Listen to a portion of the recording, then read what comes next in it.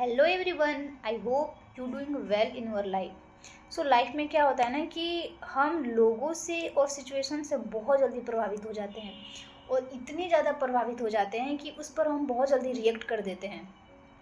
But अगर आप इसको डीपली सोचिए तो उस रिएक्शन का कोई मतलब ही नहीं होता है।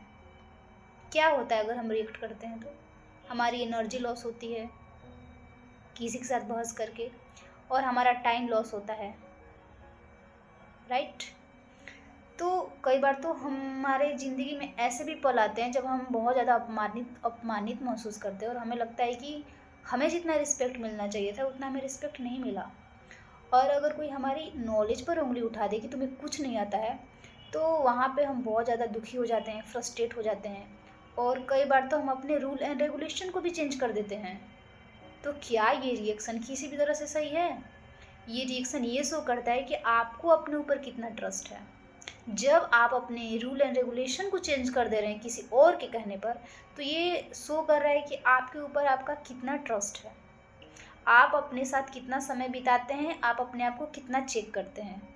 क्योंकि ज़्यादातर क्या होता है ना कि हम लोगों के बेसिस पे डिसाइड करते हैं। अगर सामने वाले की नज़र में ये चीज़ें सही है तो हाँ भाई सही है, लेकिन हम सेल्फ एनालिसिस करते ही नहीं हैं, खुद के साथ बिताते ही नहीं हैं समय कि जो चीज़ें मैं कर रही हूँ वो सही है। तो अपने ऊपर ट्रस्ट होना चाहिए कि हाँ मैं सही कर रही हूँ इंटेंशनली। अगर इंटेंशन मेरा सही है तो फिर पर्सन सामने वाला कुछ भी बोले कोई मैटर नहीं करता है, उस पर रिएक्ट करने का कोई मतलब नहीं है, अपनी एनर्जी ड्रेन आउट करने की कोई नीड नहीं है।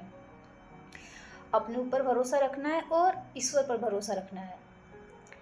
तो मित्रों, सामने वाला का जो काम है ना उसको करने दीजिए, और जो आपका काम है ना आप अपना काम कीजिए।